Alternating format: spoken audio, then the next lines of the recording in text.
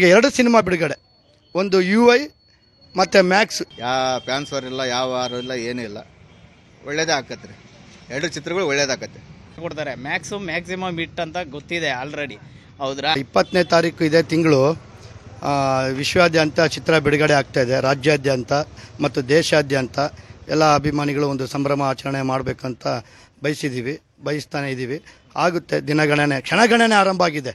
ದಿನಗಣನೆ ಅನ್ನೋಕ್ಕಿಂತ ಕ್ಷಣಗಣನೆ ಆರಂಭ ಆಗಿದೆ. ಮಾಡೋಣ. ಇದೇ ಡಿಸೆಂಬರ್ 20ಕ್ಕೆ ಸಿನಿಮಾ ಬಿಡುಗಡೆ ಆಗ್ತಾಯಿದೆ ರಾಜ್ಯಾದ್ಯಂತ. ಮತ್ತು ವಿಶೇಷವಾಗಿ ಇನ್ನೊಂದು ಏನಪ್ಪ ಅಂದರೆ, ಇದೇ ತಿಂಗಳು ಇದೇ ವರ್ಷದಲ್ಲಿ 2 ಸಿನಿಮಾ ನಮಗೆ ವಿಶೇಷವಾಗಿ ನಮ್ಮ ಕನ್ನಡ ಚಿತ್ರರಂಗ 2 ಸಿನಿಮಾಗಳು ಅಪ್ಪಳಿಸ್ತಾ ಇದೆ. UI 20ಕ್ಕೆ ಬರ್ತಾಯಿದೆ. ಅದೇ ತಿಂಗಳಲ್ಲಿ 25ಕ್ಕೆ ಕ್ರಿಸ್ಮಸ್ ಹಾಗೂ ಹೊಸ ವರ್ಷದ ಪ್ರಯುಕ್ತ ಮ್ಯಾಕ್ಸ್ ಚಿತ್ರ ಬಿಡುಗಡೆ ಆಗ್ತಾಯಿದೆ.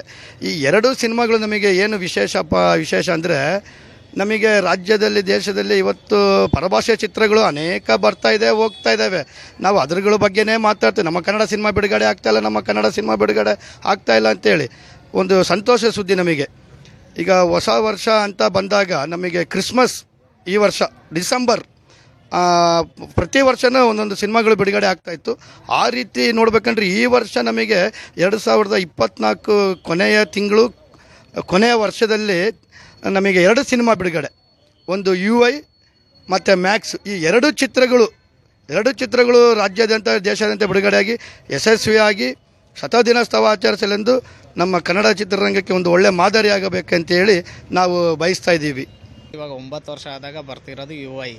ಇದಕ್ಕೆ ತುಂಬ ಪ್ರಪಂಚ ಫುಲ್ಲು ಕಾಯ್ತಾ ಇದೆ. ಹೇಗಿರುತ್ತೆ ಸಿನಿಮಾ ಅನ್ನೋದೊಂದು ಉತ್ಸಾಹ ಮತ್ತು ಕುತೂಹಲ ಇದೆ. ಇದನ್ನು ಫಸ್ಟ್ ಡೇ ಫಸ್ಟ್ ಶೋ ಅಲ್ಲಿ ಅಥವಾ ಫ್ಯಾನ್ಸ್ ಶೋ ಅಲ್ಲಾದರೂ ನೋಡ್ತೀವಿ. ಸಿನಿಮಾ ತುಂಬ ಚೆನ್ನಾಗಿರುತ್ತೆ ಅಂತ ತುಂಬ ದೊಡ್ಡ ಭರವಸೆ ಇಟ್ಕೊಂಡಿದ್ದೀವಿ. 100ಕ್ಕೆ 100% ನಮಗೆ ಖುಷಿ ಕೊಡೋಂಥ ಸಿನಿಮಾ ಅಂತೂ ದಯವಿಟ್ಟು ಆಗಿರುತ್ತೆ ಅಂತ ತಿಳ್ಕೊಂಡಿದ್ದೀನಿ. ಅದೇ ರೀತಿ ಆಗಲೇಬೇಕಂತ ಸಂತೋಷ. ಮತ್ತು ಇನ್ನೊಂದೇನಪ್ಪ ಅಂತಂದರೆ, ಇವಾಗ ಎಲ್ಲ ಚಿತ್ರಗಳು ತುಂಬ ದುಬಾರಿ ಬೆಲೆ ಆಗ್ತಾಯಿದ್ದಾವೆ ಟಿಕೆಟ್ಗಳು. ಜನ ಸಿನಿಮಾ ಬಂದು ನೋಡೋದೇ ಕಡಿಮೆ.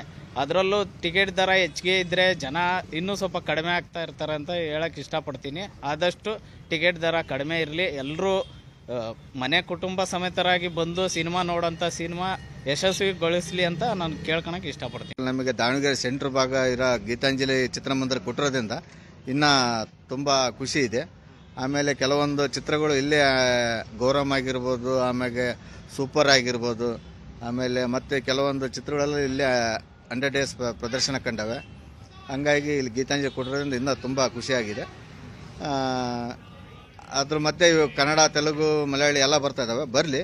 ಆದರೆ ನಮ್ಮ ಕನ್ನಡ ಚಿತ್ರಗಳಿಗೆ ಒಂದು ಸ್ವಲ್ಪ ಜನಗಳು ಒಂದು ಸ್ವಲ್ಪ ಪ್ರೋತ್ಸಾಹ ಕೊಡಲಿ ಅಂತ ನಾವು ಕೇಳ್ಕೊಳ್ತಾ ಇದ್ದೀವಿ. ಯಾಕಂದರೆ ಅವರು ಸಿನಿಮಾ ಎಲ್ಲ ಇಟ್ಟು ಕೊಟ್ಟೇ ಕೊಡ್ತಾರೆ. ಇದು ಕೂಡ ಖಂಡಿತವಾಗಿ ಇಟ್ಟು ಕೊಟ್ಟೇ ಕೊಡ್ತಾರೆ. ಮ್ಯಾಕ್ಸು ಮ್ಯಾಕ್ಸಿಮಮ್ ಹಿಟ್ ಅಂತ ಗೊತ್ತಿದೆ ಆಲ್ರೆಡಿ. ಹೌದ್ರಾ? ಅವ್ರಿಗೂ ಸಪೋರ್ಟ್ ಮಾಡ್ತೀವಿ. ಅವ್ರ ಚಿತ್ರನೂ ಯಶಸ್ವಿ ಆಗಲಿ ಅಂತ ಕೋರ್ಕೊಳ್ತೀವಿ. ಗೀತಾಂಜಲಿ ಚಿತ್ರಮಂದಿರದಲ್ಲಿ ಗೌರಮ್ಮ ಸಿನಿಮಾ ಬಿಡುಗಡೆ ಆಯಿತು. ನಾವು ಮಾರ್ನಿಂಗ್ ಶೋ ಅಭಿಮಾನಿಗಳು ಎಲ್ಲ ಸಿನಿಮಾ ನೋಡಲಿಕ್ಕೆ ಬಂದ್ವಿ. ಸ್ವಲ್ಪ ಚಿತ್ರಮಂದಿರದಲ್ಲಿ ಜನಸಂಖ್ಯೆ ಇಲ್ಲ ಅಂತ ಅಂದ್ಕೊಂಡಿದ್ವಿ. ಮತ್ತು ಸಿನಿಮಾ ನೋಡ್ತಾ ಈಗ ಮಧ್ಯಾಹ್ನ ಆಟಕ್ಕೆ ಜನಸಂಖ್ಯೆ ಬಂದರು. ಆಮೇಲೆ ಸಂಜೆ ಆಟಕ್ಕೆ ಜನಸಂಖ್ಯೆ ಹೆಚ್ಚಾಯಿತು. ಮತ್ತು ರಾತ್ರಿ ಆಟಕ್ಕೆ ಮತ್ತೆ ಹೆಚ್ಚಾಯಿತು. ತಿರುಗ ದಿನ ಮತ್ತೆ ಅದೇ ಥರ ಸಿನಿಮಾ 100 ದಿನ ಯಶಸ್ವಿ ಆದಂಥ ಚಿತ್ರಮಂದಿರ ನಮ್ಮ ಗೀತಾಂಜಲಿ ಚಿತ್ರಮಂದಿರ ನಮಗೆ. ಹಾಗಾಗಿ ನಮಗೆ ಮುಖ್ಯವಾಗಿ ಭಾಳ ಸಂತೋಷ ಆಗ್ತಾಯಿದೆ. ನಮ್ಮ ಈಗ ಸುಮಾರು ವರ್ಷಗಳ ನಂತರ ಮತ್ತೆ ನಮ್ಮ ನೆಚ್ಚಿನ ನಟರ ಸಿನಿಮಾ ನಮ್ಮ ಗೀತಾಂಜಲಿ ಚಿತ್ರಮಂದಿರದಲ್ಲಿ ತೆರೆ ಕಾಣ್ತಾ ಇದೆ ಅಂದರೆ ನಮ್ಮಷ್ಟು ಸಂತೋಷ ಖುಷಿ ಯಾರಿಗೂ ಇಲ್ಲ. ನಾವು ಭಾಳ ಸಂತೋಷ ಪಡ್ತಾ ಇದ್ದೀವಿ. ನಮಗೆ